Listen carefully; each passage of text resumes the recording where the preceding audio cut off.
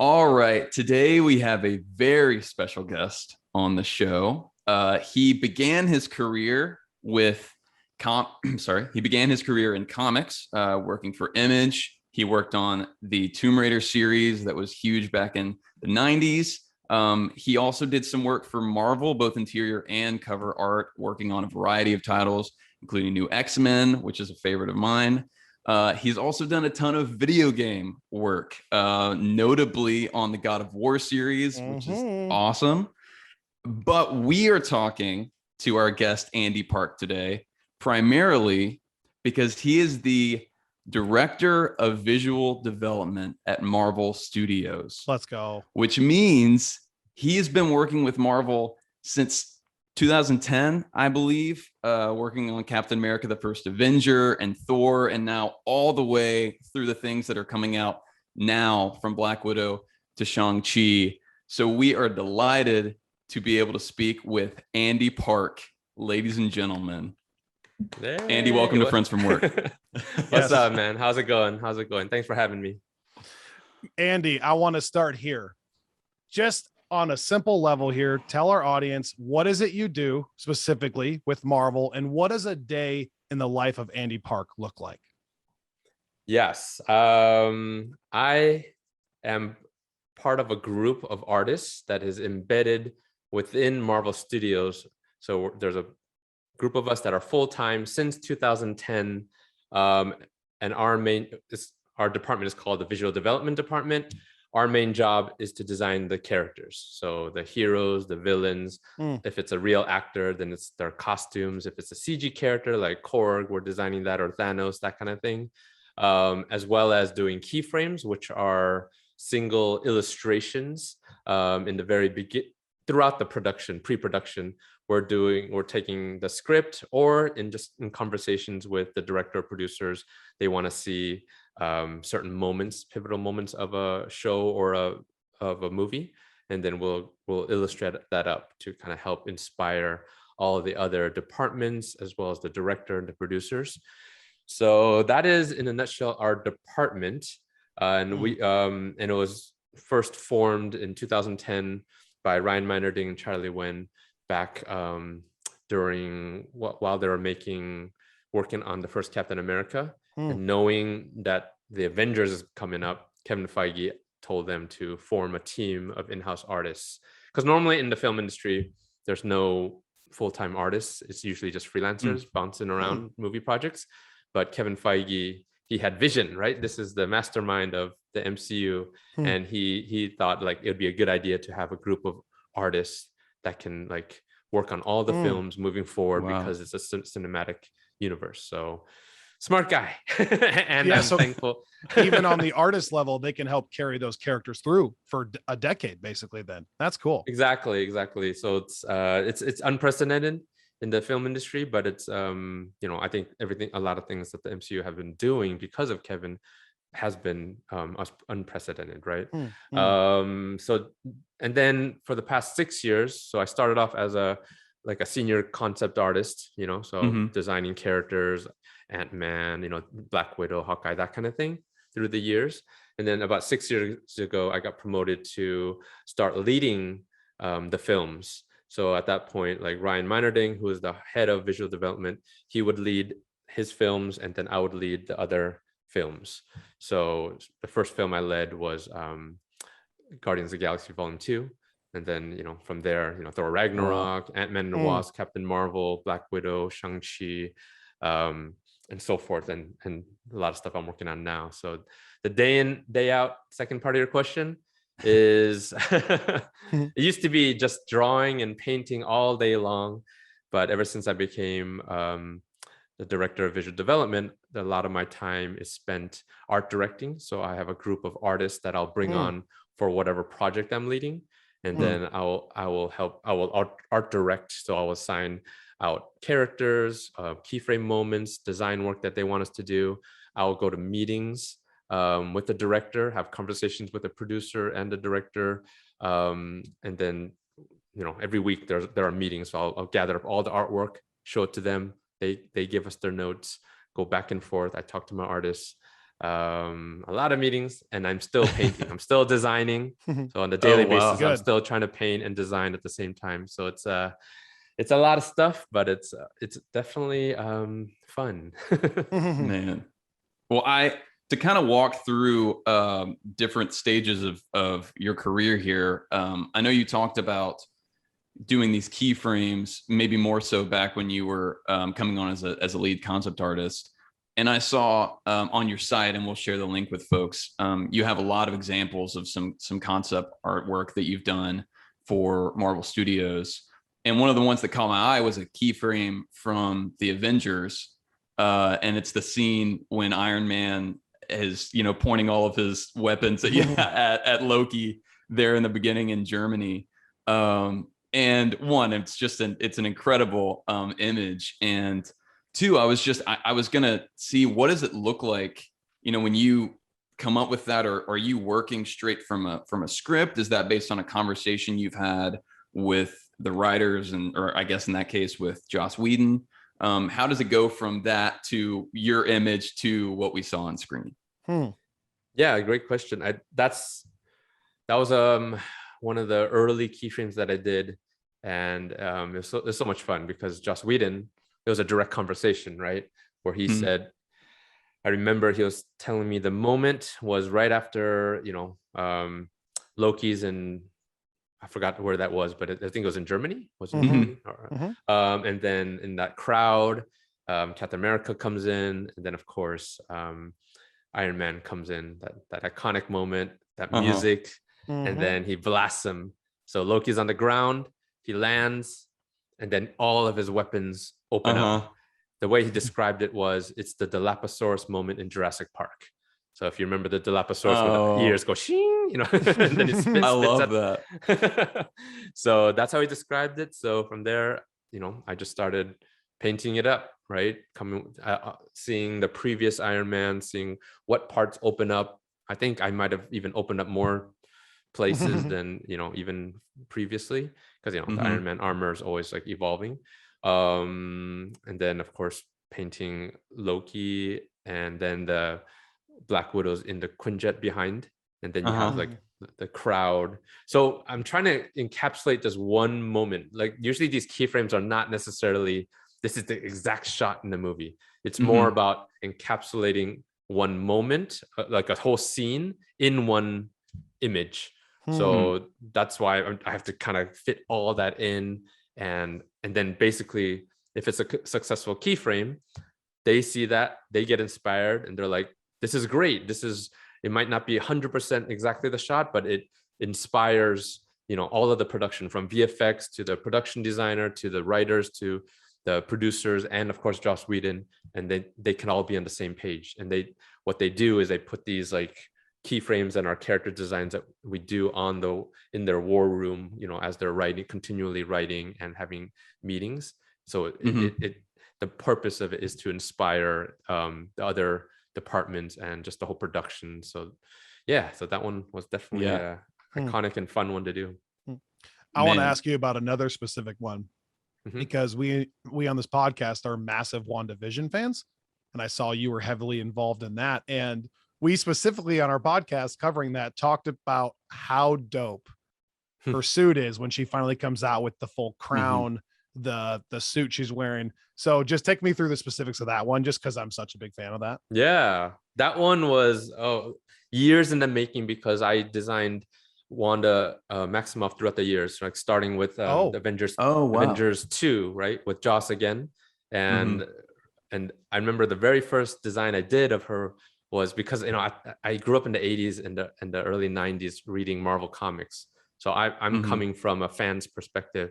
So I had to do a quick painting of her in her kind of classic look, with the crown and everything. But I did it knowing full well that Joss and the producers are never going to approve this, because I knew that, I've quickly found out the story, like that she's going to be more like a vagabond, kind of like, just a more real world, right? So there's no reason that she'd be wearing some kind of heightened super suit. Right, but I had to do it. I still had to do it. And I showed it, and they giggled, and they're like, okay, now do the real world stuff. Give her a jacket, don't do any superhero-y kind of stuff. Mhm. And then I got to redesign it for Civil War, and then eventually when they gave me the assignment to lead the WandaVision project, I was like, and then they told me the story, and I was like, oh my gosh, finally, here we go. I know. And then yeah, I got to design the suit. I did. Whenever you design any of these characters, whatever you see on screen, there's months and months of work, and sometimes hundreds of versions of that one, all variations. And a lot of times it's not even just one artist working on that design. There's like many artists trying to do different versions, and then it's up to the director and the producers to decide what they like. And eventually what you saw is the design I got to do, doing different versions of the crown. I have all different versions that I did. There was questions of like, maybe it should just be an effect rather than an actual crown. And I'm like, no. Yes. Yeah. So that was me. And also like, maybe we should just make it small, because sometimes, a lot of times they're not sure. People aren't sure if like, is this gonna look goofy? But for me, I'm always just like, you got to go for it, right? And luckily, like Matt Shackman, the director, eventually, because they did different sizes on Elizabeth Olsen. That's the other part of my job, is like, once I get it approved, then there's a collaboration between myself and the costume designer. They're the ones who actually make it on the actor, right? And then that's when we'll do some 3D modeling of the crown and different parts, and then I'll go to like the fittings. And I remember I went to the final fitting with Elizabeth Olsen. She had the crown, it's just amazing, because all those years working on that, from a blank page, starting of course with the source material of the comics, and then seeing it in front of me with and seeing usually the actors, or you see a twinkle in their eye, because they're like, they see themselves in the mirror, and they're like, fully realized as a superhero. So it's a special experience. Man, that's incredible. Talking about walking through each appearance of Wanda, I also understand that you've designed every Black Widow costume since the Avengers. Is that right? Correct. Man, so I mean, there have been so many movies and so many iterations, and it makes me wonder, what do you go into, or what do you think about when you're changing these designs, sometimes in bigger ways, sometimes in subtler ways, kind of based on what the movie is presenting to you? Like, how does your thought process go there when you're able to shepherd this one character for so many years? Yeah, like, I mean, for whatever character, because I got to design like Black Widow through the years, another one's like Ant-Man, right? Or Wasp, that kind of thing. But for Black Widow, I mean, for any character, it really comes down to two things: the director and the story, right? So a lot of times, every director has their own sensibility. So for Black Widow, the changes were subtle, because they didn't, every single time they didn't want like a really big change, right? They kind of liked the overall look, so they're more subtle. Like Joss Whedon's a little bit more comic book sensibilities. The Russo brothers, when I redesigned her for first Winter Soldier, then Civil War, and then for Infinity War, and then for Endgame, like their sensibilities are a little bit more real world, more grounded. So a lot of like darks and like but that's why with Joss, on Avengers Age of Ultron, I did the glowy lights, because he always had the idea that she's just a human, so her suit maybe inside has like energy points that allow, like when she punches something or hits something, like it would give an extra, like a sting, and just a powered up suit. Yeah, somewhat. I love that. Yeah, you don't really see it, but that was kind of the idea. And then for something like Ant-Man, the same thing. Like, for Ant-Man, I'm designing it it's always based off the story. Whenever we design anything, one, we look at the comic, so we want to respect the source material. The second thing is the story that we're trying to tell, because we're not telling a one-to-one story of the comic to live action, right? We have the story of Ant-Man is very unique or different than from what the comic is. So the idea of creating the suit from Hank Pym, who's older because he created in the 60s, and then Scott Lang's going to be wearing it in present day, right? So you kind of have to design with that in mind. And then when I redesign them, for the next one was Civil War, I think. Yeah, that's the next one. I did redesign them. It's modern day, so they don't give us any parameters or any even story. Like, what should this suit look like? So that's sometimes I do, but for Ant-Man they didn't. So for me, I have to come up with my own reasoning. So I'm like, okay, I want to make it modern, still be respectful to the look that we've established, but in my mind, the first one, Hank designed it, so it has his sensibilities. The second one, Hank is still designing it, but Scott now, since he's Ant-Man, he's over the shoulder, annoying Hank and asking him, hey, can you do this? Or maybe he's doing drawovers, that kind of thing. So Right. it has those sensibilities of like, some of it had a little bit of like anime-ish, a little bit like the helmet and certain things. But that's just my head. Like it's not canon. Wow. Right? It's not even something Right. I share with like anyone, but those are the things you think of. And then for the next iteration was Ant-Man and the Wasp. Hank designed that solely by himself without Scott. So that then I'm like, I try to bring in a lot more of the aesthetics of the original, but still infuse some of the modern stuff. So that's kind of the thinking that goes on. Yeah. Wow. That's fascinating. So like stuff that the audience would never know, right? Yeah. But I think the attention to detail on your part is felt, even if it's on a subconscious level from the audience, because it's like what Kyle was saying. Every time we get to talk with folks that work on these movies and on these shows, we keep hearing over and over again the level of dedication coming from the top all the way down to kind of internal consistency and this kind of general coherence, where it seems like they're because everyone's willing to dig in like you are, from the composers to the writers to the actors, like all the way up to the executives. It feels like that's what makes this universe so real to people and why it feels like an actual cinematic universe. Hashtag everything matters, like we always say. Yes. And every different department and every aspect of the movie making process, like we're all storytellers, right? So at the end of the day, even though I'm designing the character, I'm not telling the story, but I'm still telling a story through the costumes or what they're wearing or what they look like. So that's why I infuse those kind of things, whether or not the audience ever sees that or not. Another example is Wanda's, you mentioned her Scarlet Witch costume, like something that I and some people caught it, like right around her collar, there's this negative space right around here. It's essentially it's a hexagon, the same shape as Vision's Mind Stone. That's, no one told me to do that, and I didn't even tell them, but it's just something that I did. And then when it first came out, I saw people like, is that intentional? And they're like, no, it can't be. But it was, it's something that I just did, because if she's creating this from her whatever, her subconscious, you're gonna have things like that. And even down to like, if you see the shapes right here, it makes a subtle W, and then right below that it's like a V. So WandaVision, man, little thing, and there's a lot of V's. There's a lot of V's. It's unbelievable. I promise I won't make you go through every character, but I have to ask. You're talking about listening to the story first, and how sometimes there's subtle changes and sometimes there aren't. There are a couple of films you've worked on where the changes are really extreme, like Thor and Ragnarok or Black Widow and Infinity War. How much of that is being informed by the script or by the director, and how much of those choices came from you?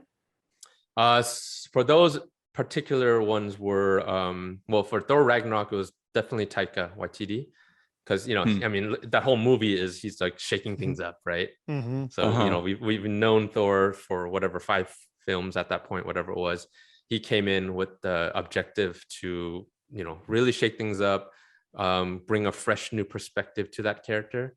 So when he first came in, I had conversations with him, and I started off with his more what do they call it, road worn Thor. That's kind of like how we termed it, because like he's been on his adventures, whatever at that point was after whatever it was, his previously to looking that. for the Infinity Stones. Yeah, and then he's like, it's almost like he didn't bother to ever change. So he's got the thicker beard. He's not as regal in his looks with all the discs and everything. So he just looked a lot more like almost like Viking, right?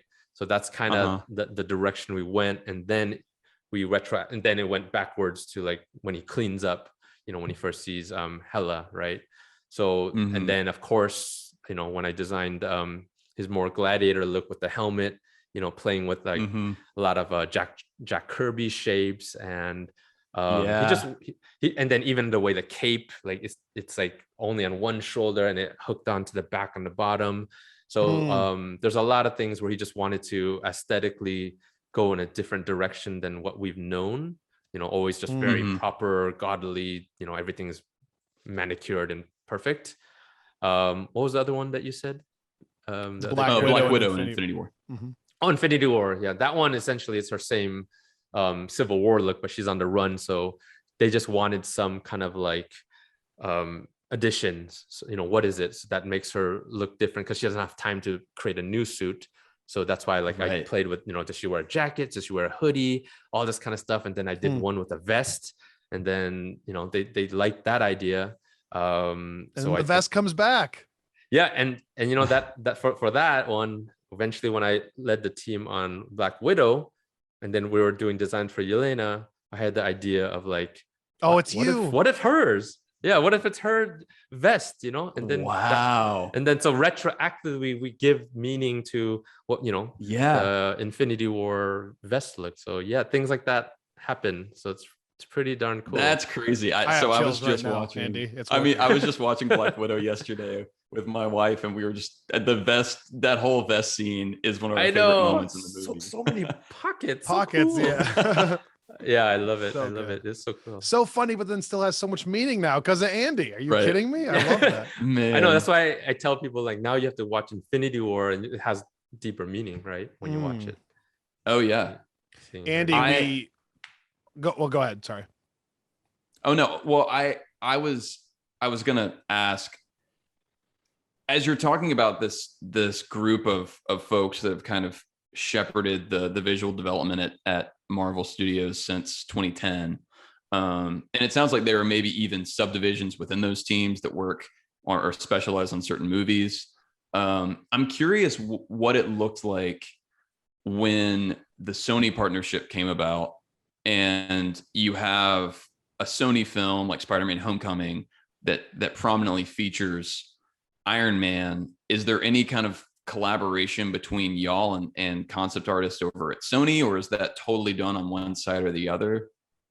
So that was a special arrangement that we never thought would happen, right? We're like, we're never we don't get the big characters. Like, I mean, by this point, the big characters are the MCU characters, but you're still traditionally like Spider-Man, X-Men, all that stuff. But you want as a fan, you want them to all kind of be in the same world. That's a project that Ryan Meinerding led. So that's the first one that I didn't get to work on in the past like 11 years. But but the way it was treated was that our Marvel Studios creatively does that movie. So it was done the exact same way. So all the design work and everything was done by our department. And then Sony's the one that whatever puts it out, distributes it or whatever. I don't know the exact, but creatively, Kevin Feige is in charge of like creating this movie. I was browsing your Instagram and I noticed you got to go to the premiere of Shang-Chi, and that looked really fun. Take us through that experience for you, getting to see a movie that you worked on live there for the first time after working on it so long. Yeah, that's one of the benefits of being full-time and working here through the years, because I've got to go to the premiere for every single one of our films, and it's crazy because we work on it. Because we're embedded at Marvel Studios, we work on these films even a lot of times before there's a script, majority of times even before there's a director, before there's casting. So we did that on Guardians of the Galaxy. Kevin Feige just came to us and said, start working on this, 2 weeks, come up with whatever designs you want, just look at the comic and then you can just kind of run with it. And then, working with the director, seeing the casting, going to the fittings. I've got to go on set, to watch them film several times.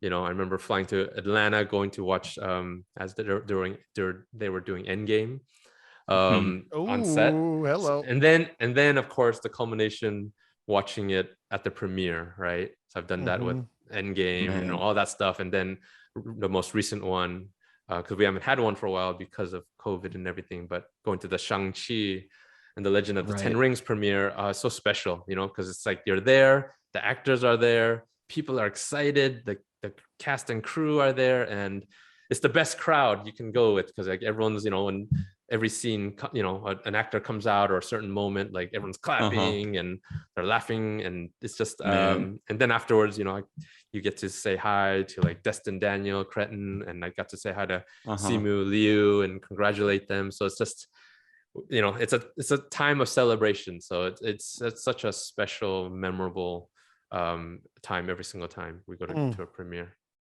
We both loved Shang-Chi, and one of the things that we talked about a lot in our review, and that I've seen a lot of folks bring up, is just how visually stunning and visually unique it is from really any other MCU film, while, you know, still obviously having some MCU DNA.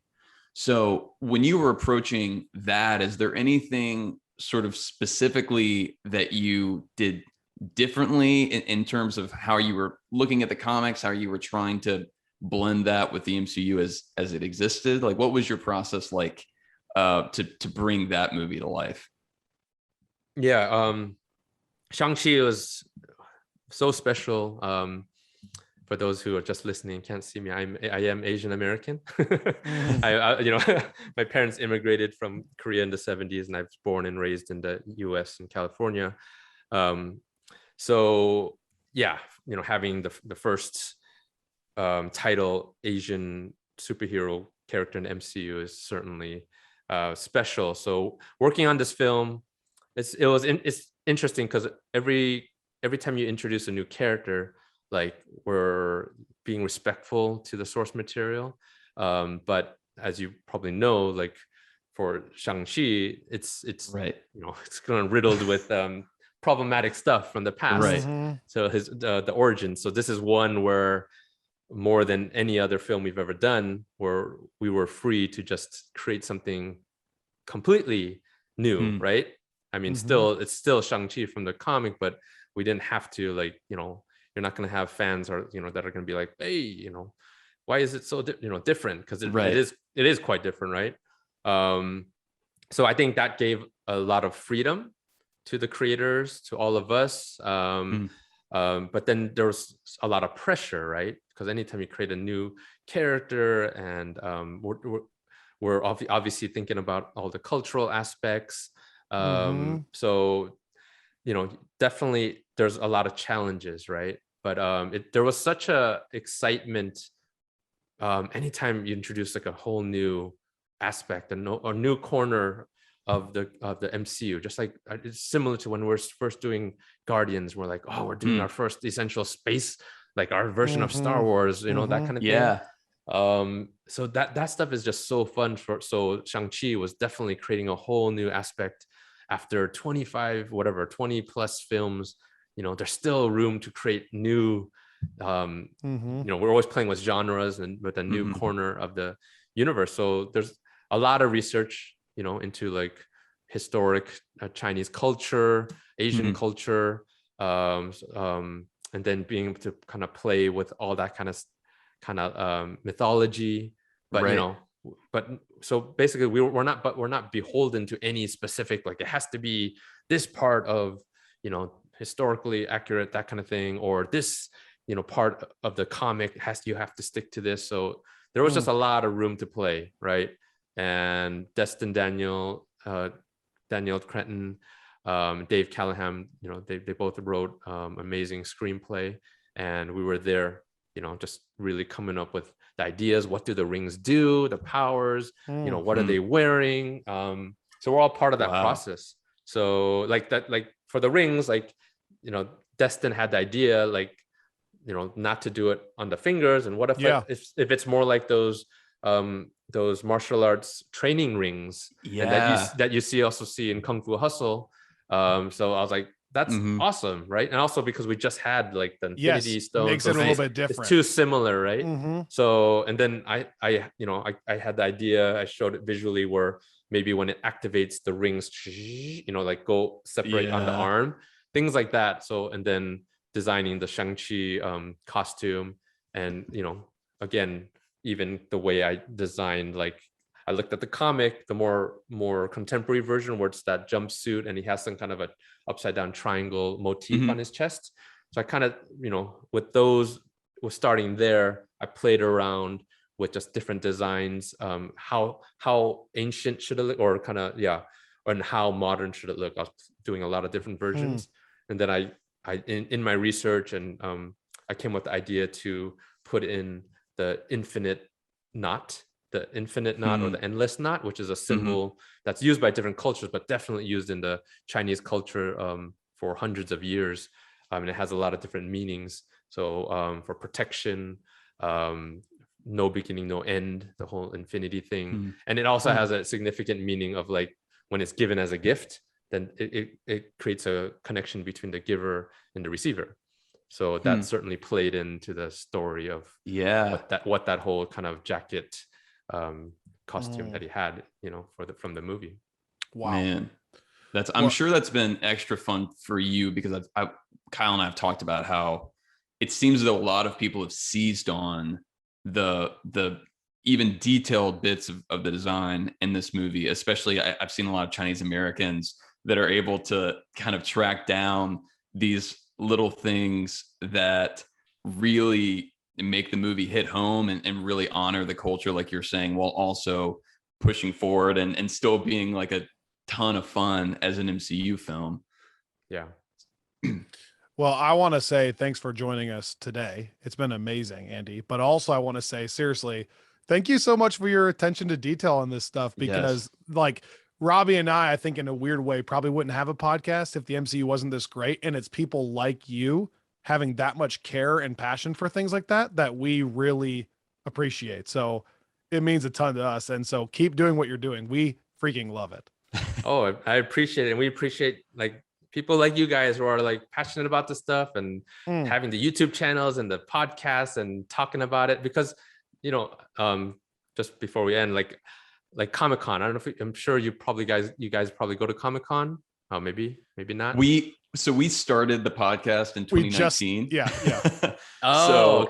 Okay. We've missed them, but are looking forward to the next time we can. It's the mecca of nerddom, right? And I've been going ever since 1992.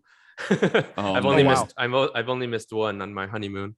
But what I love about it is that everybody's there and with a passion. They're there for a reason, right? Not everyone necessarily loves the same thing, but they love something about pulp culture and comic books or characters, and it's just a place of celebration. So, and that's exactly what you guys are doing, right? You're just here to share the joy and the passion that you guys have for this fun material. So I'm honored to to help foster that passion that people have, and because it brings people together, right? We need that in this world right now. Absolutely. Well, as more and more stuff comes out, one, you're always welcome back on the podcast, and two, hopefully we can maybe run into a Comic-Con and now we can come say hi. Yeah. Yes. Oh, definitely. I usually have a booth there, so definitely I'm easier to find.